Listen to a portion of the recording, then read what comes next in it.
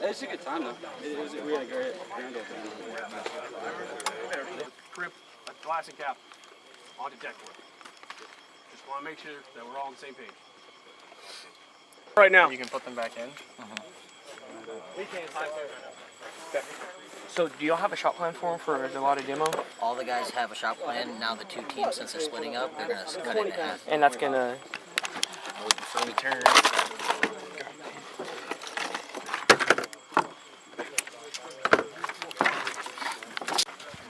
So that's going to be pretty long. Pretty long. That's not the one that has. That's our main line. Oh no.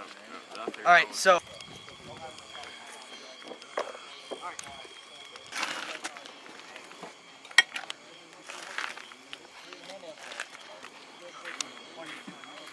All right, so it's Maybe 6 inches to pivot. 5 inches. Got you. 2, 3. Make sure those wraps are pretty tight. Half feet. I'm using the one. It's a one start. This is a Crimping. Alright. Let me see. Alright, that's a decent crimp. You kind of went a little...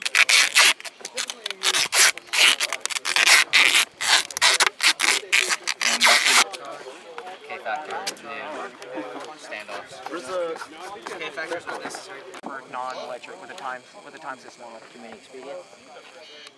Yeah, but it can work. It's going to work. We'll just... flap, whatever they can find. Put a bunch of shrapnel, as long as it's not glass and you can see it in X-ray, then you could shove it in there.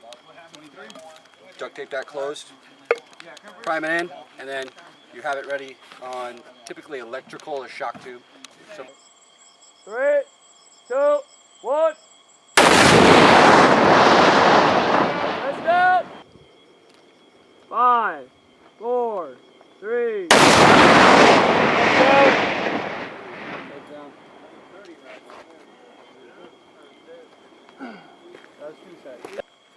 Wow. 3, 2, 1.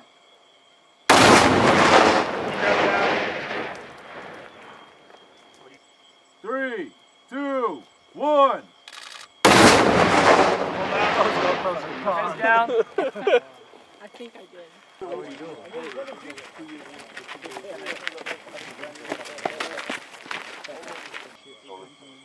3, 2, 1. Fire in the hole. Stand by. Ow, that burns.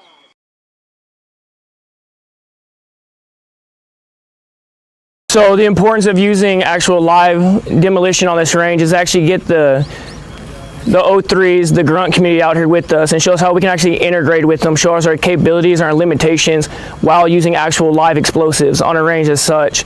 We get more of a training value and actually seeing what it's like, so your after calls and when you actually have an explosion go off or a breach go off, they know what to expect and know what to expect out of the engineers so they can properly integrate us into their line platoons.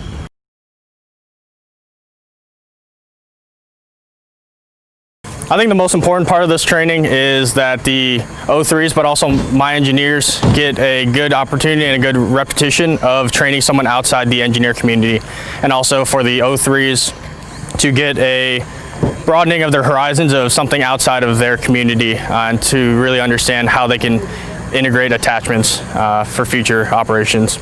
So number one priority for this is a safe execution of the range. Safety is always priority number one for us, to make sure we have good safe training to conduct.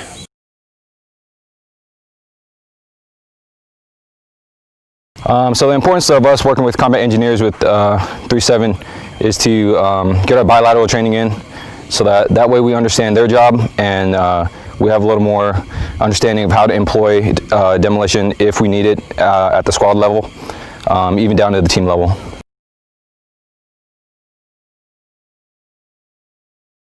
Overseas, we're going to be attached to those types of units. So in order to work with them is actually a great honor, because we need to know when and where we're going to be with them, especially since, we'll be breaching doors together.